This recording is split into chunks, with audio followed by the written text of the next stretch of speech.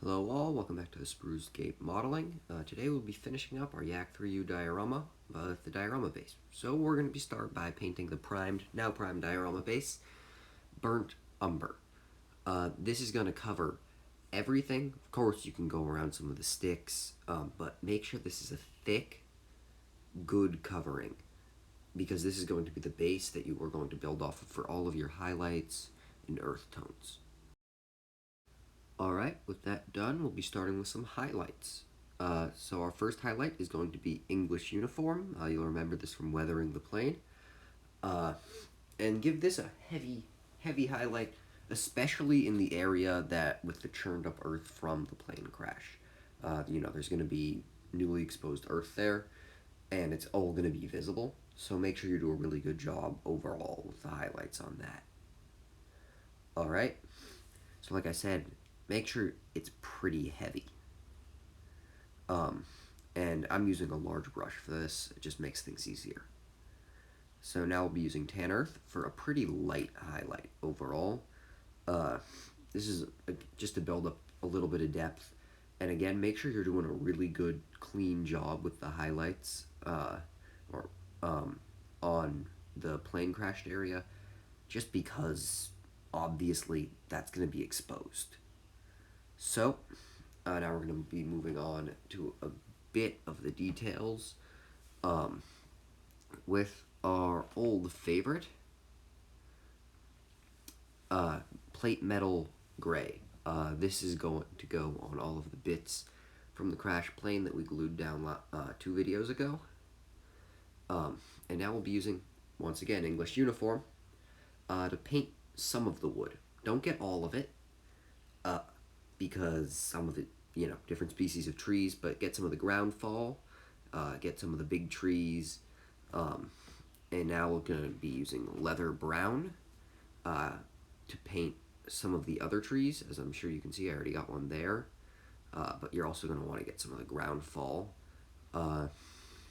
Again, this is a base color for some of the wood. We'll be going back and doing highlights afterwards. Now we're going to be taking flat brown and doing some more, basic tree base coats. And again, make sure to get some of the ground fall, and be pretty clean about this. This should be, a one-time thing that you don't need to fix. Now we're going to be doing some highlights on the wood. Pick lighter earth colors or wood colors that you think are going to work well. I think I'm using German Camo Pale Brown for this. But I'm also taking some leather brown and assorted other things for that, as well as I'm sure you can see here, light brown. I also base coated a tree with the pale brown, and the light brown, be pretty, conservative with that. As I'm sure you've noticed, I've been painting the boards. Well, this has been going on. Just use some of the tree colors. It's not that difficult, and highlight them the same way. So, now we're going to be washing all base details with strong tone, just to get some nice color blend in there. And you don't need to be too careful with this, but don't get it everywhere, because that will ruin the effect. So,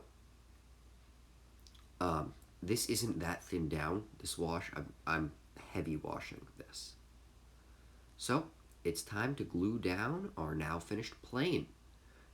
This is a bit of an exciting moment, and yeah, make sure you get this one right, because I almost didn't, and that was not good. So, for this, we'll be using super glue. I'm not using plastic glue. Haven't tried it on spackle yet, just because I don't really want to know. Always do a dry test before gluing something, especially something this important in. Just to make sure that it won't sit awkwardly, and that you've done everything right.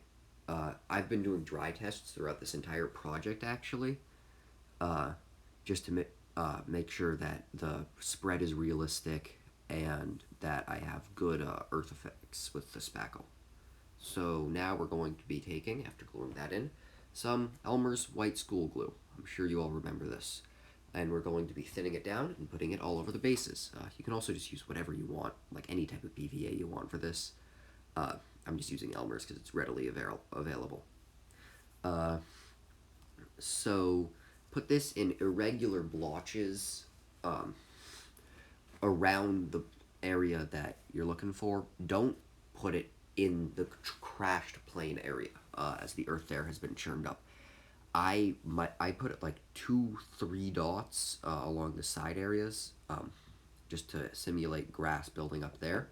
But now uh, you're gonna take your tweezers. You're gonna take your static grass. Mine is an unholy blend of assorted flocking and static grass. You're gonna put it everywhere. You're then gonna tap it off, blow it off.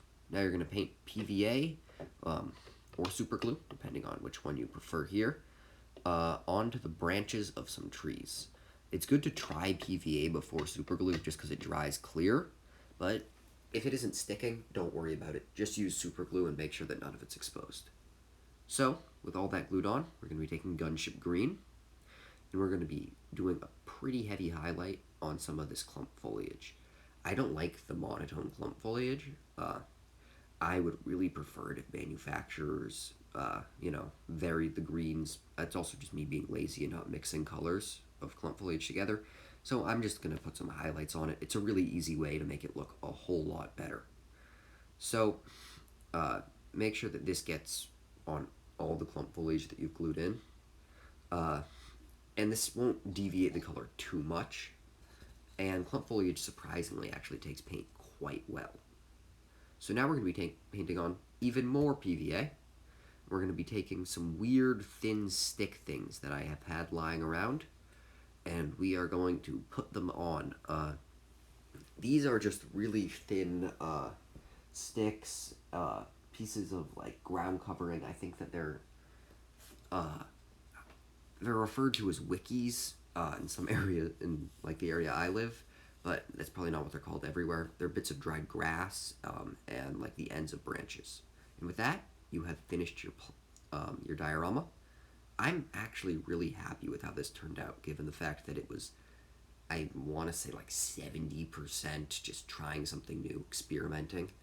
But and I also did not, this was not an expensive diorama by any stretch of the imagination. This model, I think, cost 20 bucks, and none of the other stuff cost much. So this is a really easy, fun diorama to do. Thanks for a great build. Bye.